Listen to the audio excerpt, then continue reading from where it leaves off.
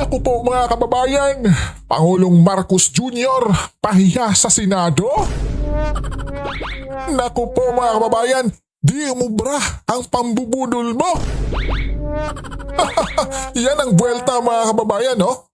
Na tila ba yung Senado nawindang sa pahayag ni Senator Alan Peter Cayetano mga kababayan. Naku po, di ba matatandaan natin mga kababayan na itong sila Senator Cayetano ay hindi pumunta sa SONA mga kababayan. Kasama pa mismo yung kapatid ng ating Pangulo na si Senator Amy mga kababayan, di po ba?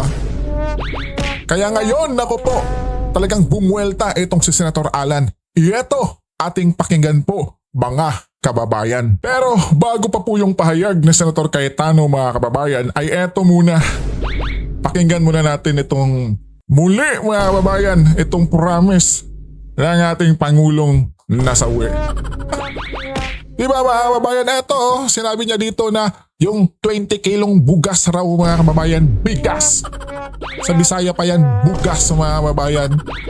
Eto, pakinggan natin ha. Patuloy pa rin ang programang Benteng Bigas Meron Na. Ito'y Patuloy pa raw. Ha? Patuloy ba? Nangyari ba yung 20 kilong bigas mga kababayan? Pambihira! May 20 kilo bang bigas? So sa madaling sabi mga kababayan, yung promise niya noon pinapakita or pinapalabas niya ngayon na natuloy yun mga kababayan. Kaya eto pa nga, ipagpatuloy pa niya. nakakapagbigay ginhawa sa mahigit 12 milyong Pilipino sa buong bansa. Anong nakapagbigay ginhawa mga kababayan? Oh, wait muna madam ha. Di ba mga kababayan? Wala nga 20 kilong bigas dito sa aming bayan rin mismo mga kababayan. Pambihira talaga, no, di ba? Budol to the max talaga, kaya si Senator Alan di napigilan sa Senado ngayon mga kababayan, no? Kaya mamaya pakinggan natin yon. Pero eto muna si madam. Nakakasuka naman to si Bangag. Nakakasuka Saan mo kinukuha yung lakas ng loob mo na sabihin sa mga tao na patuloy pa rin ang programa ng Benteng Bigas Meron Na? Kailan ka ba nagkaroon ng programang Benteng Bigas? Iyan ang sinasabi natin mga kababayan, di po ba? Ay naku, may 20 kilo bang bigas na nangyari mga kababayan? Kailan ba nagkaroon ng Benteng Bigas? Sa pagkakaalala ko kasi, nung nagkaroon ng kalamidad, lumabas yung Benteng Bigas. Pero, binenta nyo sa mga biktima. Correct. You have the nerve. Correct. Nasabihin sa mga tao na patuloy ang programa ng Benteng Bigas Meron Na. Wala ka namang programang ganun. Alam niyo ito, pagpapatunay lang ito na itong si Bangag ay wala talagang malasakit sa bayan. Wala itong alam sa nangyayari sa kapaligiran niya.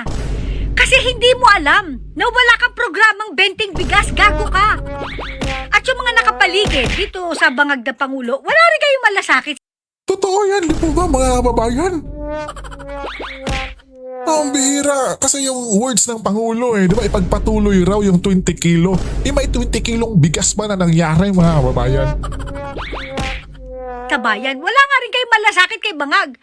Dapat sinabihan niyo siya, Mr. President, wag na nating isama sa SONA yan kasi wala po tayong programang Benteng Bigas. Wala kang programang Benteng Bigas, Bangag. Putang ina ka. Kita nyo. Wala talagang alam sa nangyayari sa Pilipinas itong si Bangag. Basta may masabi lang. Naalala mo na naman yung sa kay OJC.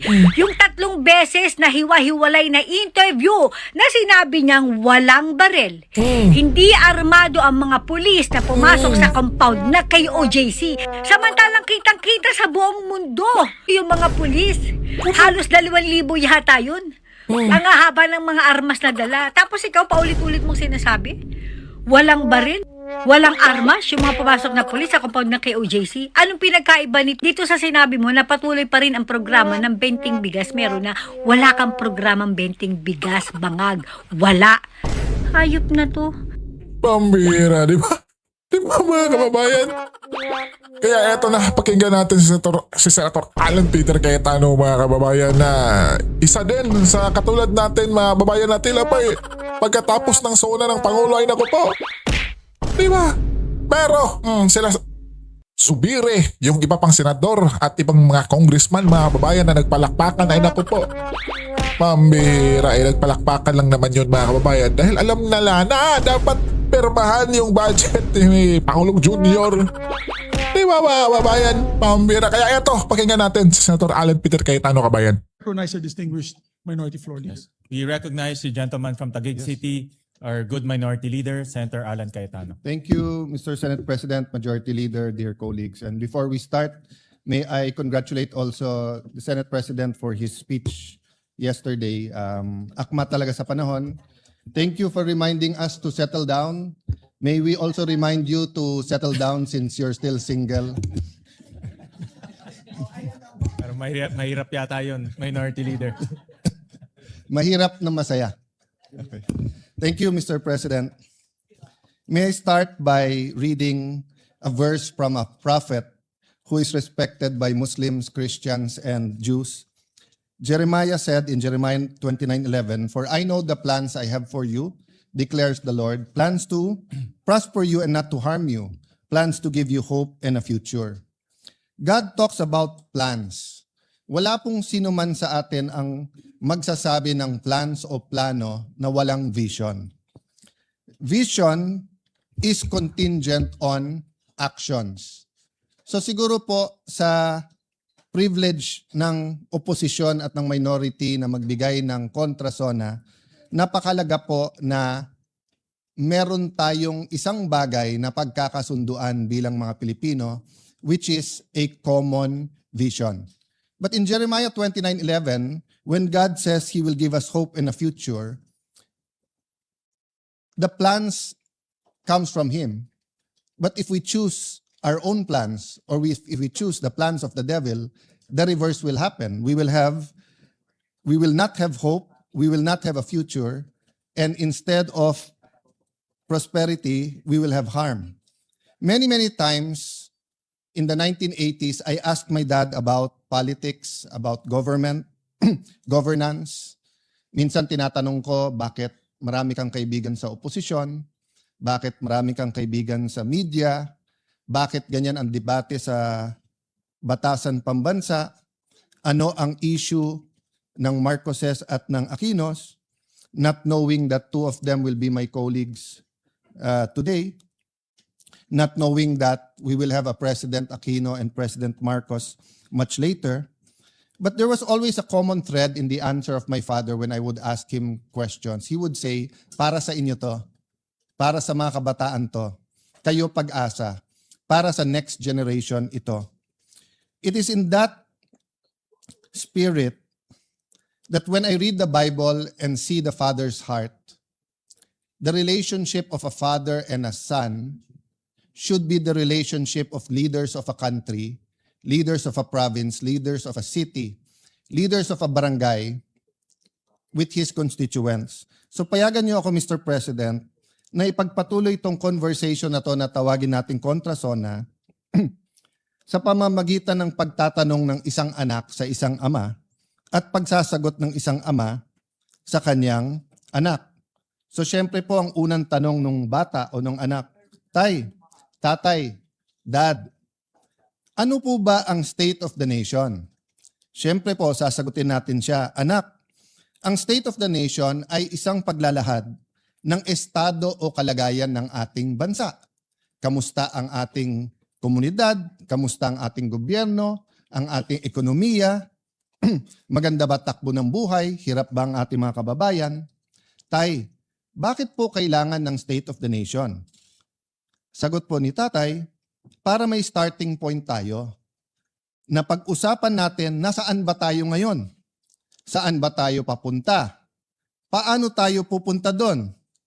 Ano ang vision, goals, plans, at mga programa? Ano ang pananalapi na kailangan natin para ma-achieve yung vision na yon na gusto natin puntahan? Kaya kasunod parati ng SONA ang pag-deliver ng Executive Department ng national budget or yung kanilang proposal sa both houses of Congress. Anak, nasa demokrasya tayo. Kaya hindi pwedeng diktahan lang tayo.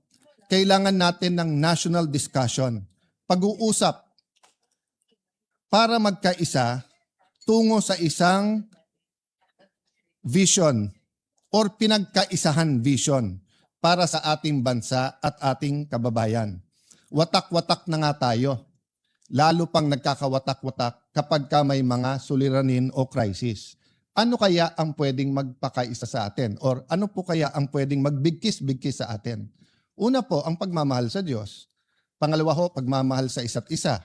Pero ngayon po, pag binabash natin yung isa't isa, nagagamit na rin ng Diyos, nagagamit din yung pagmamahal sa bayan, pagmamahal sa isa. So may I propose that we work together for a common vision. We will disagree how we get there. We will disagree what to prioritize, how much to put where, how much time to spend on each issue. But if we agree on a common vision, then we have something to truly give the next generation. Tay, ano po ba ang vision? Ano po ba ang goals? Ano po ba ang plans? Vision ay siyang nakikita ng isang leader o na isang community. Ito ay isang kaisipan na kung saan niya gustong dalhin ang kanyang pinamumunuan. Kailangan ng pagkakaisa papunta sa isang vision. I'm reminded of the story told by many people, including Dr. Miles Monroe, of the story of Walt Disney. There was this particular ride that was going to be groundbreaking, first of its kind sa Disneyland. He put a bench, he continued to just look at that area, then started drawing, then called his engineers at sinabi niya sa engineers, eto ang gagawin natin bagong ride. Magiging bagong section ito ng Disneyland. He died before it was completed. When it was completed, the MC called the wife and said, before he passed the mic sa asawa, sabi niya, nakakalungkot because hindi makikita ni Mr. Walt Disney yung project niya. So pagkuha po ng mikropono ng asawa, sabi niya sa MC, ikaw ang nagkakamali. Kasi ayan yung upuan, no? Araw-araw nakikita ng asawa ko yung project kasi may vision siya. Tayo, ngayon lang natin nakita yan. So, isn't it time that we provide a better vision, a more comprehensive vision, that we articulate what we really want instead of political slogans, no? Importante yung political slogans, a safe and comfortable life, better Philippines, para sa may hirap. Importante po yung mga yon. Ngunit napaka-importante po na may shared vision tayo. Tayo, ano po naman yung mga plano? Ang plano ang sasagot sa mga tanong na paano natin ma-achieve yung vision? Paano tayo makakapunta sa gusto natin paruunan? Ang plano ay dapat may mga goals. At ang goals ay dapat nababase sa kakayahan at potensyal.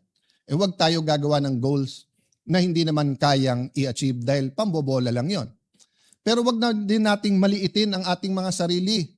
Wag nating sasabihin okay na yung grade na 75 kung kaya natin ng 80. Wag natin sabihin okay na yung 80 kung kaya natin ng 85. Potential is very important. Para malaman natin ang potential, may proseso ng analysis at comparison. Kailangan natin maikumpara sa tamang paraan ang ating bansa na ikumpara sa mga mauunlad na bansa at sa mga bansa na ka-level natin. Tulad ng Singapore, Thailand, Vietnam, Malaysia at mga bansa na mas maunlad sa ating katulad ng Japan. Of course, ngayon sasabihin natin Korea, but once upon a time, baliktad yung storya. Balikan po natin yan. Tay, magbigay ka naman ng halimbawa. Anak, tignan nyo yung GDP per capita natin in current dollars. Ng 1970, ang Thailand ay 197.1, ang Vietnam dahil gera doon 67, ang Philippines ay 200.9. Ng 1980, ang Thailand ay 708, ang Pilipinas ay 767. Never mind Vietnam, they were still at war, it was 46. 1990, 1,559.1 ang Thailand, 803 na lang ang Pilipinas, dumoble na. Mula sa pantay lang ng 1970, in 20 years, doble na. In the year 2000, tumaas din tayo from 800 to 1,050.8, pero tumaas din ang Thailand ng 2006. 2010, 4,973, tayo 2,162.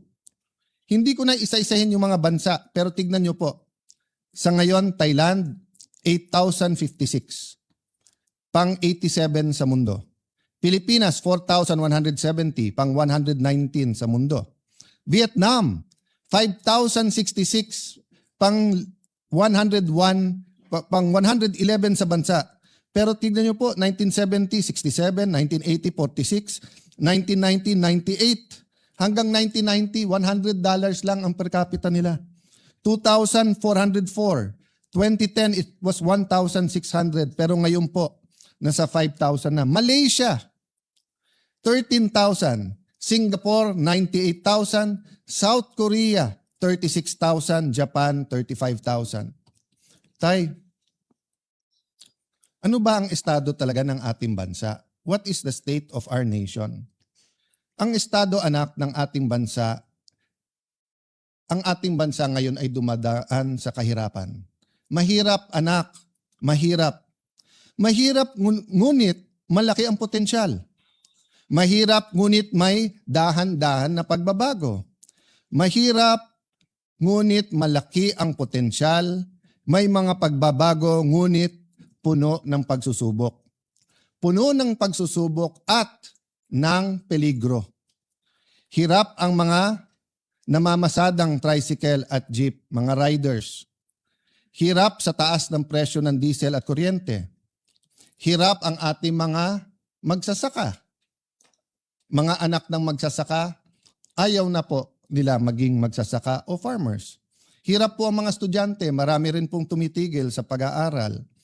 Hirap po ang ating mga OFWs kasi tumaas man ang presyo ng dolyar, labis din tumataas ang presyo ng bilihin at ng kuryente sa ating bansa. Tay, malaki din ba ang potensyal ng ating bansa? Malaki ba ang potensyal ng Pilipino at Pilipinas? Nako anak, siguro sa buong mundo baka Pilipinas ang pinakamaganda potensyal. Bakit po?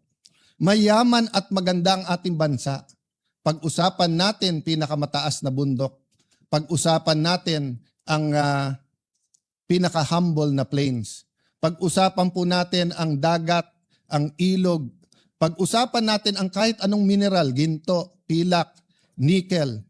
Pag-usapan natin langis, natural oil. Meron po tayo. Pag-usapan naman natin ang Pilipino. Sabi nung iba, natural resources natin ang number one blessing ng Panginoon sa atin. Hindi po. Ang Pilipino ang number one blessing sa Pilipinas. Napaka-adaptable ng Pilipino. Dalin mo sa Middle East, dalin mo sa Ukraine, sa Europe, Southeast Asia, Africa. Tinitingala. Gawin mong nani o yaya, nagiging pangalawang nanay. Gawin mong aid sa dentistry, mas gusto pa siya kaso dun sa kanyang dentist. Yung mga nurse natin, lalong hinahanap kaso sa mga doktor. Yan ay sa Japan man, yan ay sa London or sa Amerika. Napakalaki ng potensyal ng mga Pilipino at napakagaling natin sumunod sa batas. Basta tayo'y nasa abroad. Tay, ano po yung peligro? Anak, ang number one na tinuturo parati sa amin ay ang edukasyon ay ang great equalizer.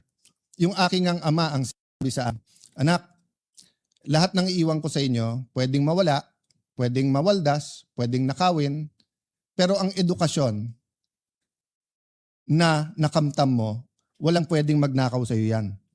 Pero bakit ko sinasabi may peligro? Unang-una po, yung sa problema ng pagkabansot or yung pong sinasabing stunting. Sinasabi na hanggang 25% or 1/4 po ng Pilipino ay nasa endangered ng stunting. Naging bisita po ng Pilipinas ang Pangulo ng Singapore at naging privilege po ng Taguig na maging bisita dahil may proyekto po sa ospital ang kanilang isang foundation, ang Temasek, at napakaganda ng mga teknolohiya. Pero nagulat po kami sa speech ng Pangulo ng Singapore. Sabi niya, kasi ito'y isang finance person, magaling sa negosyo, magaling sa finance. Sabi niya, sa lahat ng nakita niya sa gobyerno, ang pinakamalaking return sa tao ng isang bansa ay yung first 1,000 days. Yung simula sa mabuntis hanggang 1,000 days nung bata, sapagkat pag siya'y nabansot at apektado ang kanyang mental and physical growth, apektado din po ang kanyang emotional growth, apektado ang kanyang health. So kahit anong scholarship, kahit anong gold card ng PhilHealth na ibigay mo sa bata na nabansot na, ay hindi mo na maibabalik. Hindi mo na, yung stunting ay pwedeng maging irreversible. So yun po ang number 1. Kailangan natin pagtulong-tulungan yung peligro sa ating bansa yan. Can you imagine 1 out of 4 Filipinos who could be the best pilot, the best accountant, the best lawyer, who could be someone who discovers the cure for cancer, who could be the next Hollywood star, who could be the next tennis star after Alex, the next Carlos Yulo. Hindi niya makakamtan ang kanyang pangarap at kanyang potensyal. Bakit po? Dahil hindi kaya ng magulang niya, pero ang gobyerno bilang pangalawang magulang ay may ibang priorities. Siguro naman, Mr. President, dear colleagues, we will all agree. Stunting has to be a priority. We keep doing the same thing and expecting different results. Mali po yun. Mga suliranin sa ating education system, I recognize every single person, our Secretary of Education, Secretary Angara, our colleague Bam Aquino, every single person here, Ate Pia, Tess Daman, Joel Villanueva, lahat po, siguro isa-isahin ko lahat ng senador dito, of course, committee chair din ng Education Committee who did a great job, si Senator Win Gatchalian. Lahat po tayo ay may contribution sa edukasyon. Pero ano sabi ng EDCOM, yung K-12 na dapat 12 years, 7.5 years lang. So ang sinasabi natin sa buong mundo, K-12 kami. So akala nila 12 years ang education natin. Hindi po, 7.5 lang. So una ang forma, kaso sa substance. Sinasabi ko po to dahil peligro po to. Kahit anong pagbabago ng curriculum, kahit anong dagdag ng mga gadgets, kahit anong modern equipment, kahit anong taas ng sweldo ng ating mga teachers, kung punong-puno ang classroom at half day, at 7.5 years lang sila, para tayong K-8, kulang pa, bitin pa ng 0.5. Total outstanding debt out of now is 12.79 trillion at the end of 2022. The debt increased by 45% to 18.55 trillion as of the end of 2026. Bakit po ito peligro? Yes, numbers lang po yung utang at depende din po ang utang sa ratio niya sa GDP. Pero ang problema po, dahil sunod-sunod ang problema at mga problema, whether it's man-made or outside our control, since the pandemic in 2020 till now, nasa lugar na tayo kung saan hindi tayo basta't makautang. So yung ibang bansa, nung dumating yung Israeli, Iranian, US conflict, nakautang, nakagawa ng mga programa. Tayo, dahil nga sa laki ng utang, yung fiscal space kung pag-usapan, ay problematic na. Hirap din po ang ating mga magsasaka. Kanina lang po, yun po ang pinag-uusapan dito. Senator Pangilinan, Senator Loren, Senator Amy na may puso talaga sa agriculture. Kaya kung sino man ang magsasabi sa atin na okay naman ang takbo ng ating agriculture, let's agree to disagree. Kasi I think in the last 40 years, I'm not blaming only this administration, we haven't figured out how to really modernize, how to bring back the enthusiasm in agriculture, how to make it really a good business that people will go into farming. Actually, maraming mayaman na pumapasok sa farming. Pero yung mahirap na farmers, umaayaw sa farming. So isang problema talaga yung kapital. The share of agriculture, forestry, and fishing sector to the GDP steadily declined to its lowest point of only 7.9% in 2025. Agriculture's share in the total workforce has steadily declined 26.99% in 2016. 8 years lang po. In 2024, it was only 20.61% as the economy shifts towards services and industry. Maganda naman po ang services at saka industry. Pero nakita natin yung problema ng supply chain. Nakita po natin yan nung pandemic. Kailangan ng isang bansa na singyaman natin both sa lupa at sa forest, sa bundok at saka sa dagat. Kailangan we learn to be self-sustaining and produce our own food. Agricultural workers are also receiving the lowest wages among economic sector. Poverty incidence remains high among agricultural workers and farmers, 27%, and fisher folk, 27.4%, based on PSA data of 2023. Parati kasi tayong nagdi-disagree, kaya napabayaan ang agri. 'Di ba? Marami po talagang magaling sa Pilipinas, 'di ba? We really disagree with many things. So ang napabayaan yung agri. Mr. Senate President, do you agree? Mas mahirap ang maghanap ng trabaho, pero nahihirapan na po ngayon ang ating mga trabahador. Lahat po ng may trabaho, especially kung daily wage earners, hirap po talaga. Kasi we have a minimum wage, we do not have a living wage that the Constitution envisioned. The Constitution envisioned a living wage. What is a living wage? Sapat sa tirahan, whether yan ay rerentahan o hulugan, sapat sa pagkain sa buong pamilya, 3 beses man lang sa isang araw at ang Pilipino ay mahilig magmerienda, sapat sa anak na gustong mag-aral, sapat sa panggasto sa medical. So, a simple life. But a living wage. Malayo po tayo sa living wage. Sa Amerika po, maraming silang sinasabing mahirap.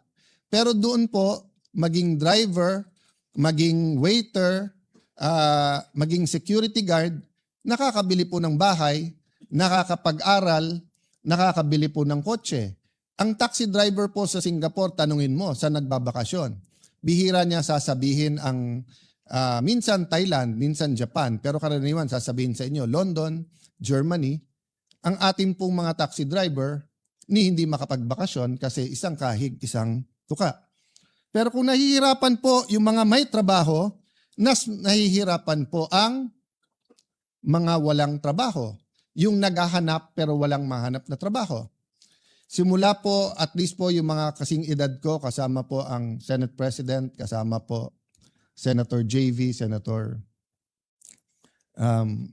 Migs, Senator Cheese, si Senator Padilla ata, sing edad ko rin.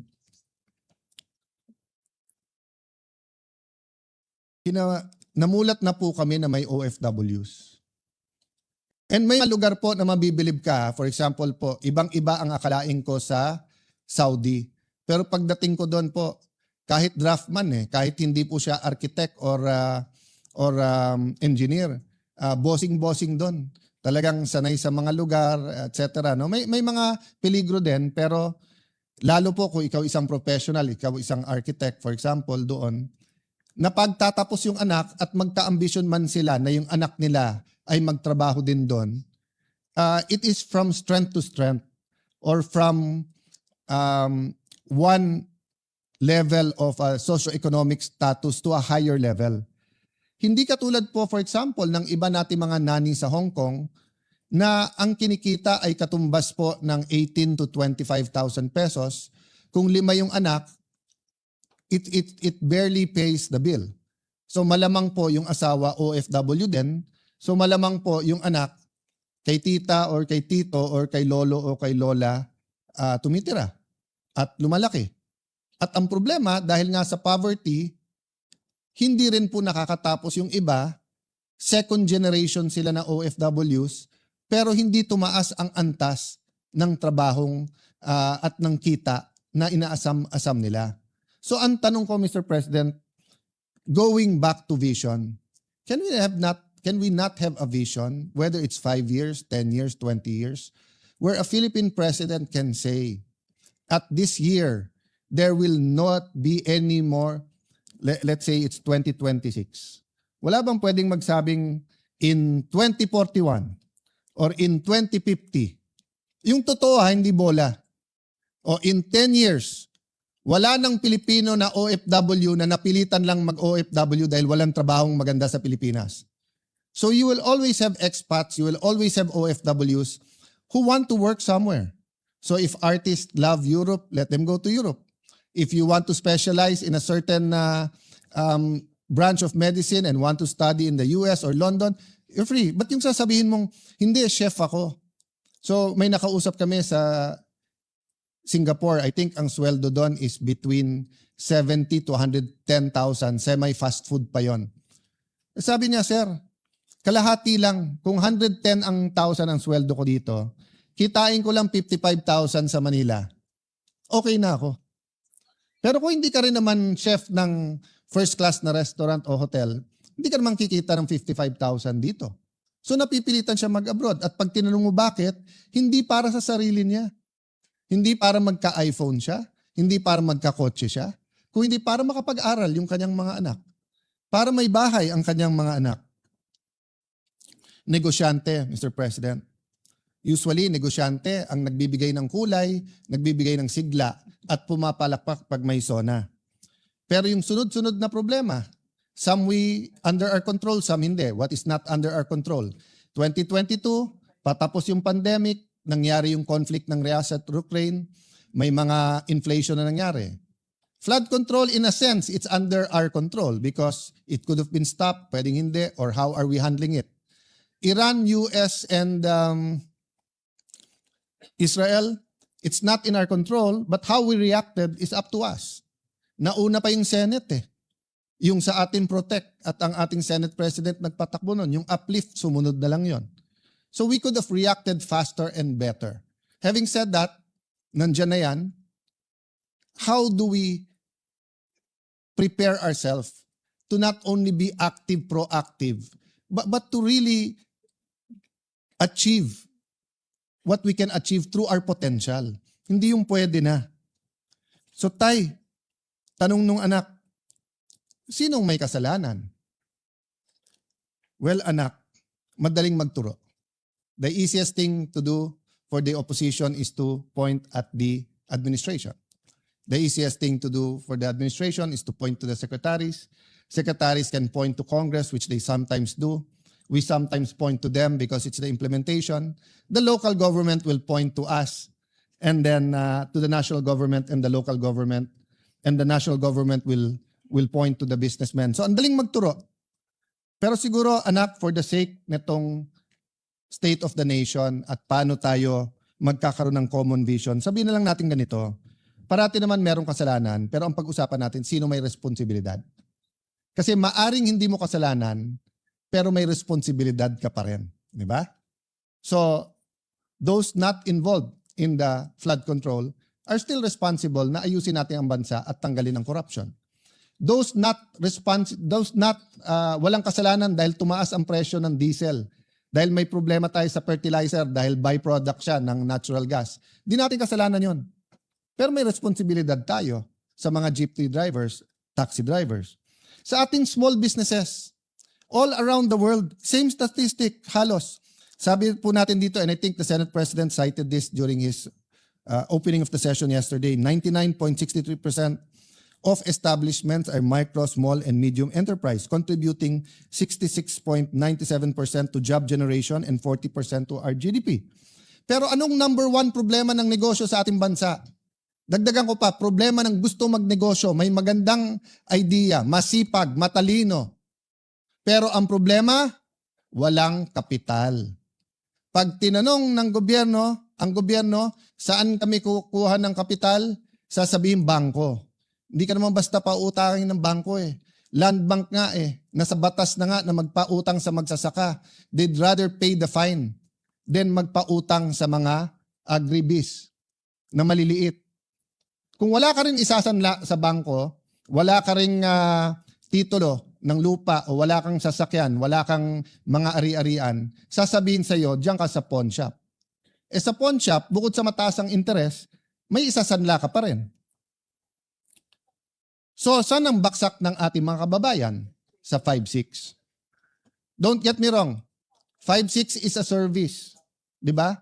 So, for example, sa palengke, wala ka ng kapital, may piyesta o kaya Pasko, maraming namamalengke. Kung kikita ka naman ng more than 20% in 1 month, let's say 25-30% tubo mo o kaya 10% per week, so 40% a month, kapit ka na sa patalim sa 5-6. Kasi yung 5,000 mo, babayaran mo ng 200 a day, 6,000, may get 20%. Pero napakataas pa rin nun. Ang yumayaman sa Pilipinas, yung nagpapautang ng 5-6, hindi po yung umuutang. So pagdating po sa gobyerno, sabihin, ilan administrasyon na, sir, bakit hindi natin magaya yung 5-6? Bakit hindi tayo magkaroon ng programa? Ano to ha? The estimates are 20 billion, 50 billion, 200 billion. It's big business. Ano sagot ng gobyerno? 5-6? May pamalit ba tayo doon? Ang sagot ng gobyerno, 6-7. 6-7 lang. O, i-google nyo yung 6-7, walang ibig sabihin. So, balik ka na naman sa 5-6.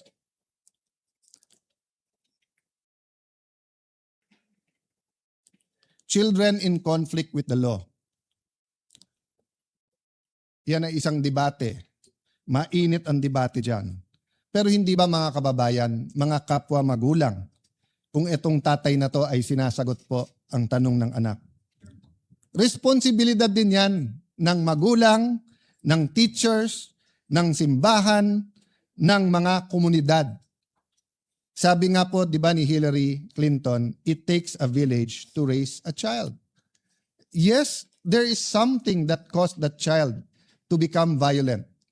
Whether siya'y may mental disease or problem, whether siya'y na-depress, whether siya'y ginamit ng mga kriminal, the point is, Mr. President, there is a blame, but there's also a responsibility. Pag ang isang lugar, whether sa US yan, whether sa Latin America, whether yan po ay sa Africa, whether sa Tondo, whether it's in any rough neighborhood, at sasabihin marami ng gangs yan, it is our joint responsibility. In the end, there is a specific blame and there is a general responsibility. Habang usapan natin yan, mahabang usapan yan, Mr. President, but eventually, we do have to discuss it sincerely and very deeply. Tay, bakit mahirap ang ating estado? Ano ba ang pumipigil sa ating bansa? Well, may mga bagay nga na wala sa ating control, yung mga external. May mga bagay na nasa ating control. Pero may mga bagay din na ina-address natin directly pero ang problema kultura. For example, we have to address corruption.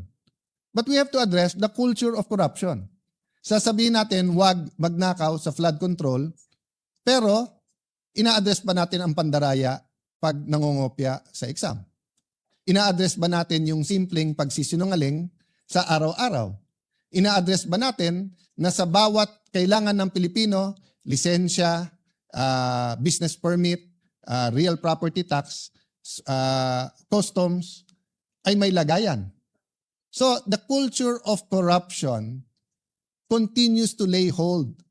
And as a Christian, I believe there's a spiritual aspect to that battle.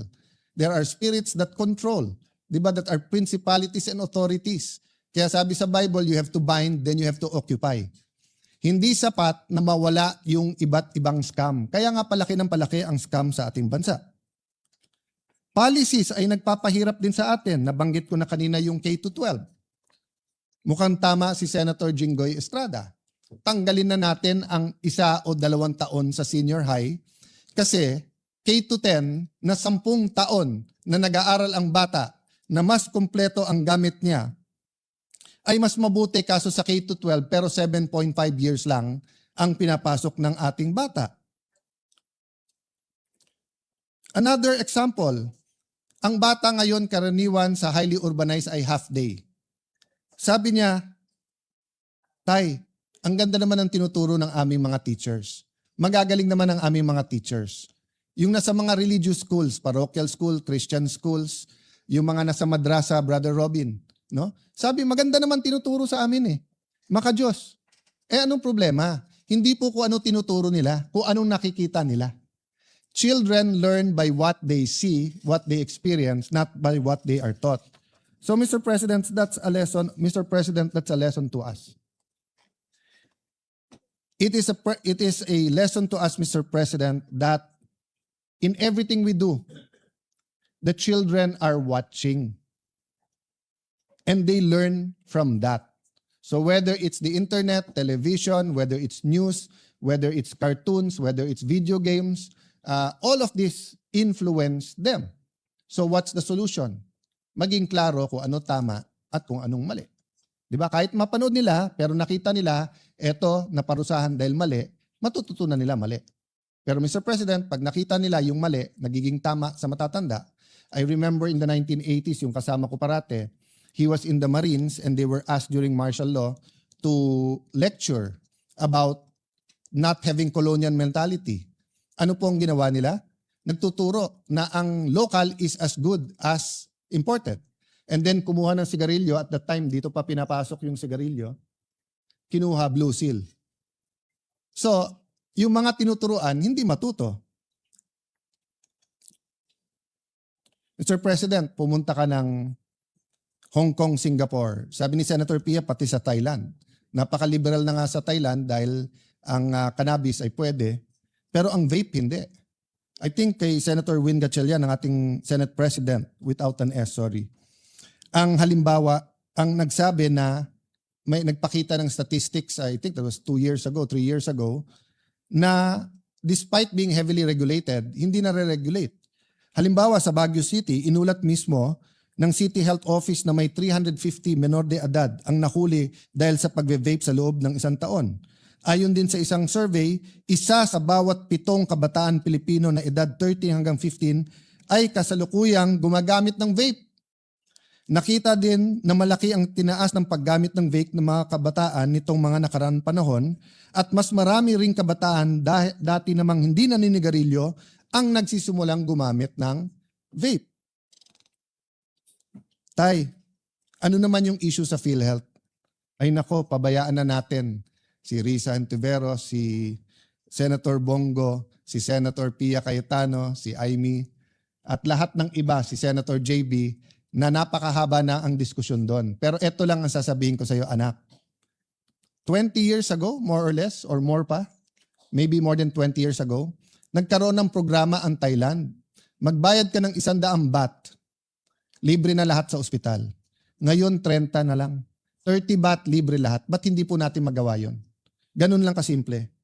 Medyo humaba na yung speech ko, anak, kaya hindi ko nababasahin yung statistics ng health. Tay, pinapanood ko ang Pangulo kahapon, bakit unang-una niyang binanggit ang flood control? Ganyan ba ka-importante yung issue na yan? Bakit una niyang binanggit? Anak, biggest issue of the year yan eh. At pinakamalaking skandalo sa corruption in our history.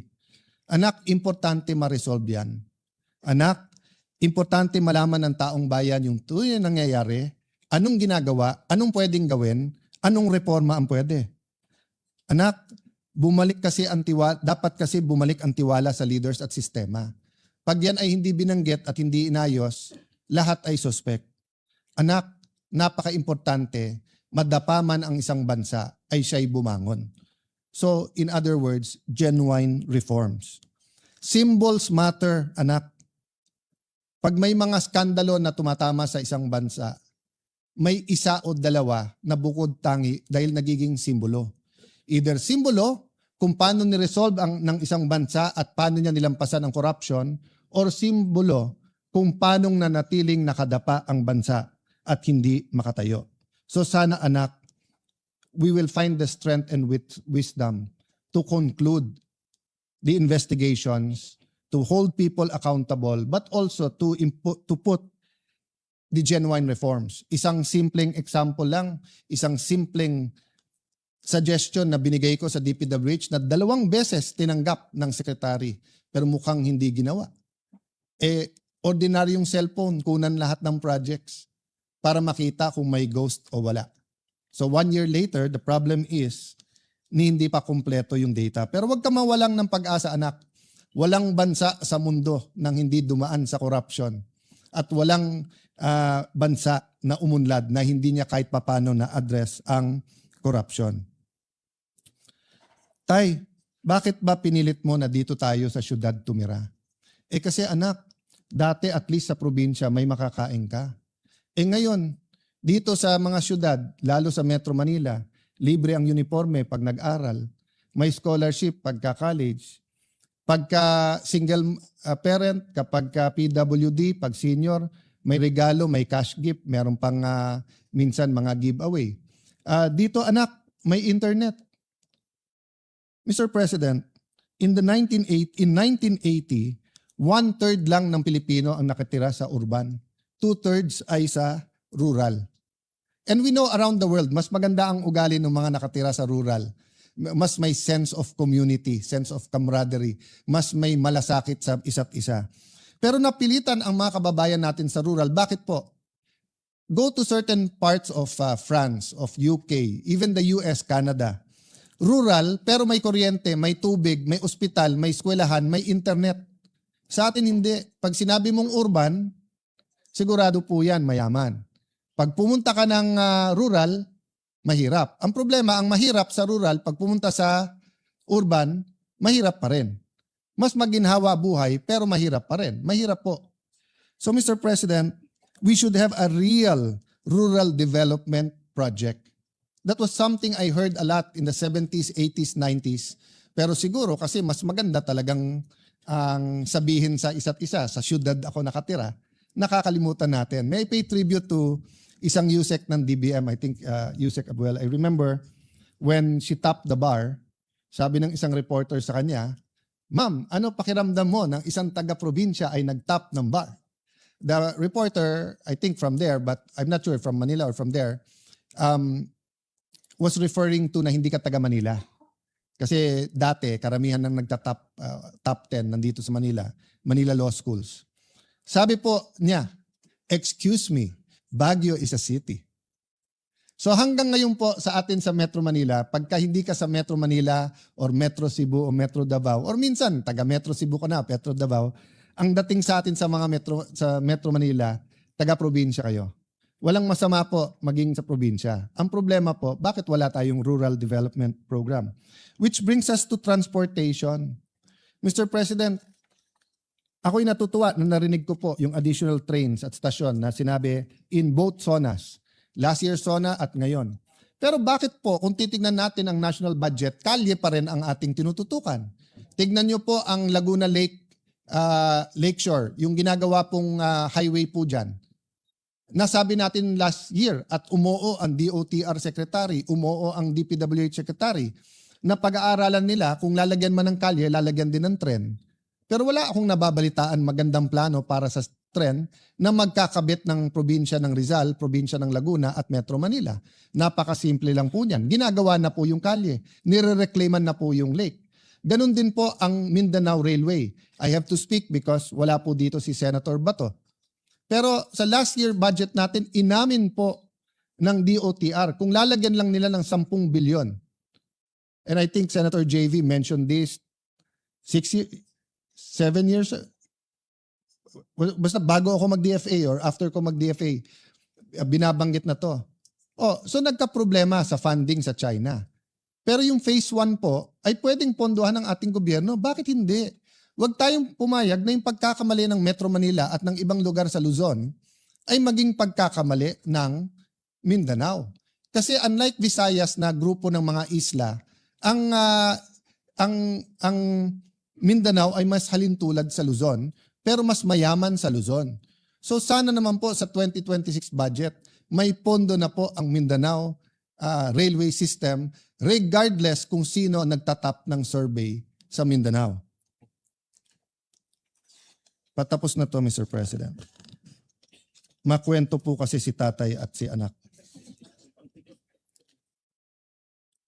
Anak, malaki talaga ang potential ng Pilipino. Maabilidad kasi ang Pilipino. Tay, ano ba mangyayari pag na-realize natin ang potential? Anak, lahat ng komunidad, lahat ng lugar, lahat ng Pilipino ay makikinabang. E di tay, ba't hindi natin gawin? Maraming dahilan, anak, pero isang dahilan, algorithm. Ngayon, para na tayong fraternities na nagrarumble. Na experience ko sa University of the Philippines, pag may rumble at may brad ka na nagulpe o meron kang gugulpihin, hindi na importante sinong tama at mali. Ang importante, protektahan mo brad mo. Sa ating national discussions, sa impeachment, sa flood control, sa iba't ibang mga issue, ang kampihan natin, masarap man kung mas marami kang kakampi, wala nang sanity. Algorithm. Parang fraternity, kahit mali, kampihan ka na lang. That's a problem, I don't know the solution. But what can I tell you, anak? Noong 1960s, we were second only to Japan. President Erap kept on saying this during their presidential election in 1998. So ni-research ko yan. Meron palang World Bank study na nagsabi, ang pinakamalaking potential ay Pilipinas, ang pinakamaliit na potential, Korea, Taiwan, Vietnam. Bakit po? Dahil po sa mga gera at kondisyon ng kanilang bansa. Ang Korea, yung Korean War, pero dahil din sa sobrang winter doon. And this was the 1960s. The technology was much less. We know about Taiwan dahil nga po sa revolution sa China, and we know about Vietnam that had a long war between the South and North at saka yung hilahan during the Cold War. But wag na nating pangarapin na maging second tayo sa Japan, sa Asia. Balik tayo sa 70s, 80s. Vietnam, nasa ilalim natin. Thailand, kapantay natin. Mas moderno tayo sa Malaysia. Pero ngayon, sabihin nyo, whether infrastructure, whether tourism, whether manufacturing, kung ano-anong pag-usapan po natin, naiiwan na po tayo ng ating pong mga neighbor. So anak, we have to get our acts together. Anak, hindi ko na isa-isahin Malaysia, Thailand, Singapore, Vietnam. Kung may pera tayo, puntahan natin. Kung wala, i-internet mo na lang pero makikita mo yung ganda. Pero anak, pinakita ng tatay ko to sa akin. With your permission, Mr. President, can I show the picture of Singapore in the 1950s? In the 1950s po, Singapore was a fishing village. Maraming potential, maraming maganda, pero wala po kasi silang natural resources. Tapos may problema sila with Malaysia, may racial problems. In fact, maraming taga Davao ang meron pong nani na galing po sa Singapore. Pero ngayon po, ano na itsura ng Singapore? Next slide, please.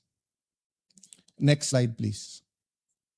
At kahit anong indicator po, human index indicators, health, education, quality of life, safety, kung hindi number 1, number 2 ang Singapore.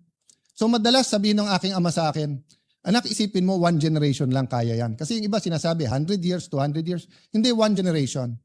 But you know, my good friend and brother in Christ, Jeremiah Belica, was here. The irony is we're in Singapore and we had a conference talking to Christians from all over the region, and pinakita niya tong picture na to or similar to this. Next slide, please. He showed this picture. Hindi niya ni-label nun, kaya hindi ko nakilala kaagad. And it wasn't so far ago. It was in 1996. Ito po ang itsura ng Bonifacio Global City. Next slide. Pinakita niya po ano na ang itsura ngayon ng Bonifacio Global City. In 20 to 30 years po, not only did a city rise from 5 million a year in 2009 na budget sa scholarship, 1 billion na ngayon. From a few hundreds to a few thousand, more than 50,000 scholars, between 15,000 to 80,000 pesos. From Fort Bonifacio, catering to mostly Metro Manilan, richer cities yung nagtatrabaho dyan. In the last 10 years, napakaraming engineers, abogado, chef, na nag-graduate, mga professionals, dahil nga nag-rise up in less than 30 years. Next slide, please. President Pinoy saw the potential. So this is just a comparison. Next slide. Ilan administrasyon ang sinubukan ibenta yung part ng FTI? 2012 po to. Ano na itsura ngayon ng Arca South? I was there last Sunday sa Landers. Dinala ko yung anak ni ate at mga pamangking ko. Next slide, please. It's turning out to be, quite a beautiful development. At yung traditional barangays ng Senate, ang Signal Village, Marlica Village, ang Upper Bikutan, Western Bikutan, napakaraming residente ang naglalakad na dyan. So Mr. President, kaya po natin. I don't have time now and I don't have the pictures of how Cebu City, Mandaue, Davao City, Iloilo, Bacolod, your city, Mr. President, Valenzuela, Mandaluyong, Cagayan de Oro.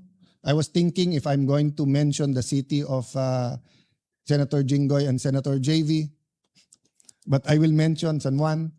No? But my point is, Mr. President, may pag-asa eh. Di mo kailangan maghintay na matagal. So nung bata ko, gusto ko na sabihin sa matatandang politiko, panay sabi nyo, para sa amin eh. Pero kayo lang yung mayaman eh. Di naman nagbabago. Kaya wag tayong magalit sa mga bata ngayon if they're demanding that when we said this is for you, they want to see faster results. At kaya, Mr. President. So in that sense, let me close, Mr. President, by saying, let's take a second look in having a new local government code, giving more decentralization. Actually, I will push the envelope dahil nakatingin sa akin si Robin Padilla na may kakampi siyang mabigat. Kakampi po niya si Dr. Jose Rizal na nagsabing federalismo ang dapat sa Pilipinas. So Mr. President, there are system changes that can help our country. But it won't happen kung may problema tayo sa demokrasya. Sabi ng Pangulo, I am president not only of my family. And it is worth yung palakpak na binigay sa kanya. But can we add, the president is also not only the president of the administration, he is also president of the opposition.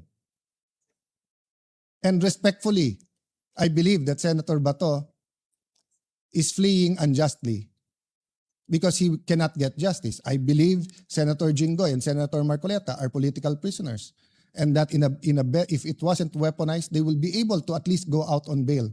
So, Mr. President, these are things that we should talk about as a Senate. Beyond politics, beyond emotions. Sabihin nyo na mali ako, but should they be allowed to attend the impeachment? Sabihin nyo na mali ako, and they're not political prisoners, but are they getting the justice? Pantay-pantay ba ang hustisya o selective justice po tayo ngayon? Mr. President, I don't know if there's a slide, but if there is, please put it on. So ang huling tanong nung anak, Tay, ang daling sabihin common vision. Pero ano yung common vision na yan? Actually, nasa preamble ng ating Constitution. And allow me to read it. We, the sovereign Filipino people, imploring the aid of Almighty God in order to build a just and humane society and establish a government that shall embody our ideals and aspiration, promote the common good, conserve and develop our patrimony, and secure to ourselves and our posterity the blessing of independence and democracy, under the rule of law and a regime of truth, justice, freedom, love, equality, and peace, do hereby ordain this Constitution. Anak, ito ang batas ng ating bansa. Pero may mas mataas na batas dito, ang batas ng Diyos. Anak, ang isang bansa na hindi niya kilala ang kanyang sarili, yung walang identity, walang mangyayari. So Mr. President, let me put that forward. Whether as individuals, as a community, as a country, let me quote Dr. Miles Monroe, identity is important. Who am I? Second, what am I meant to do? A question of purpose. What is the purpose of the Philippine nation? And third, destiny. What am I meant to do? If we understand the preamble of the Constitution, we understand the law of God, we understand our destiny, purpose, and identity, we will be on our way. So let me close by telling our mga anak, manampalataya po tayo, anak. Let us believe, but let us act. Faith without action is dead.